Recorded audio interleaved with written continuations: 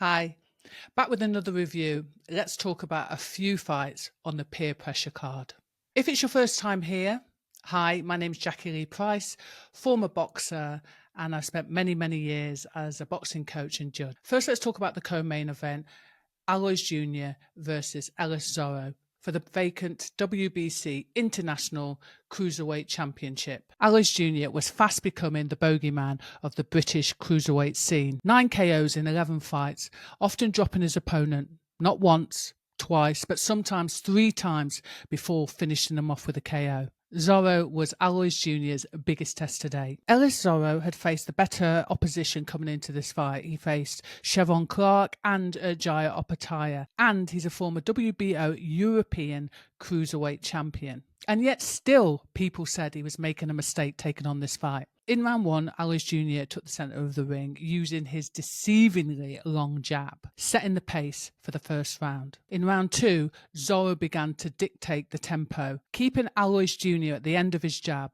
and effectively out of range. And I do want to mention that Zorro is offensively and defensively well schooled. He has good upper body and lower body defences, and he quite often nullified a lot of Aloys Jr.'s work. Round 3, it looked to me like Aloys Jr. was going for the finish. Beyond that, he did have some good rounds. He started mixing it up, concentrating on the body a little bit more, but then he neglected it. I think he should have switched to concentrating on working on Zorro's body earlier into the fight. Being patient, just chipping away at Zorro's body to take away the feet. And Junior had some success when he let his hands go. And arguably, his best work was when he was at mid-range or just stepping into range. Zorro stayed on the outside, making the target small. And he didn't make the mistake of trying to match Aloys Jr.'s power. And then he got on his bike, using angles, keeping the shorter fighter at range. I'd like to see Aloys Jr.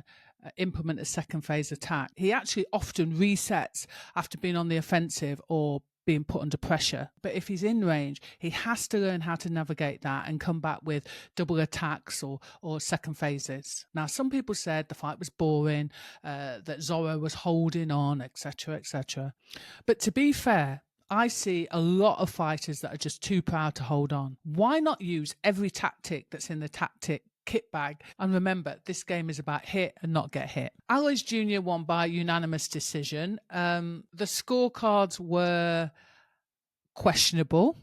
One judge had Aloys Jr. up by, I think, 5 rounds or something like that. But I guess it's what you like.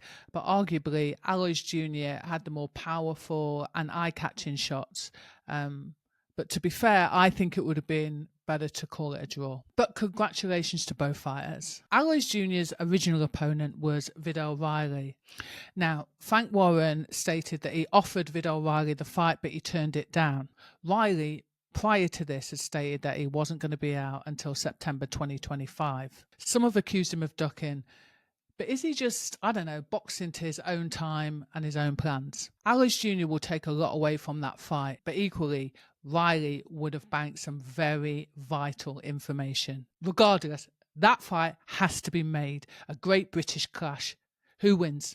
Drop your comments in the comment section below. Thanks to all my new subscribers, but a large number who watch this channel still haven't pressed that subscribe button. Please like, share, subscribe, and hit that notification bell. So the main event was a British Commonwealth, EBU European, and WBC International Super Featherweight fight between Ryan Garner and Reece Bellotti. One of the first people I ever interviewed when I started this channel was Reece Bellotti, and I'd always be grateful to him and his team for giving me the opportunity. Bellotti came off a great win against Michael Gomez Jr., bringing the British and Commonwealth belts to the table. Garner, unbeaten, was bringing the EBU and WBC belts to the table. Now, in his own words, Reece Bellotti said he's not a one-trick pony. And in our pre-fight interview, he said he no longer relies on power. He had to change things up.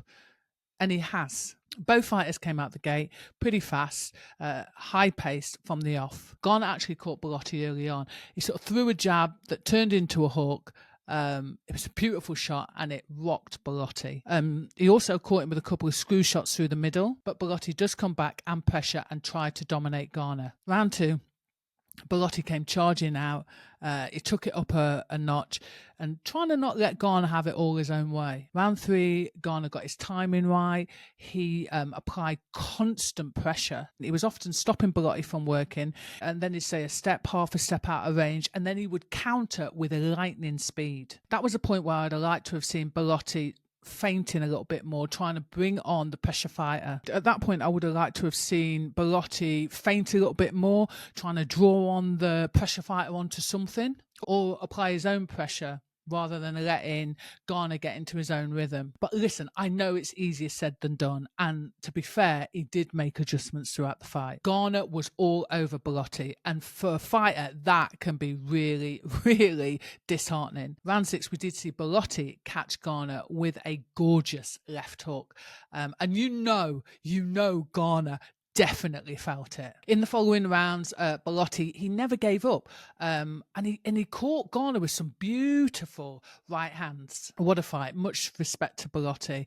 He managed to keep Garner switched on throughout the whole fight, but he was unlucky to get stopped in the final round. And listen, referees get a lot of stick, but yeah, it was a good call, good bit of reffing. It was waved off, and yeah, it just allowed Bellotti to go out standing on his feet. It was such a good fight, and it struck me how much constant pressure Garner was applying literally throughout the fight. It was like, nothing was stopping him grasping those, those extra belts. Much respect to the champion, Garner.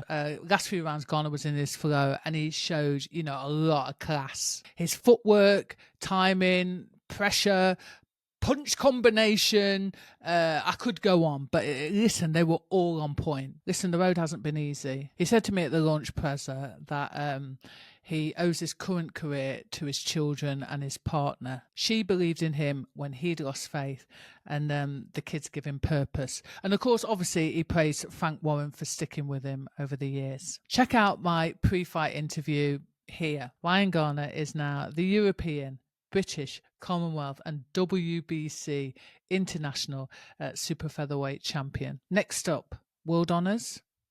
Those are my thoughts. What are yours? Drop them in the comment section below. And thanks for watching.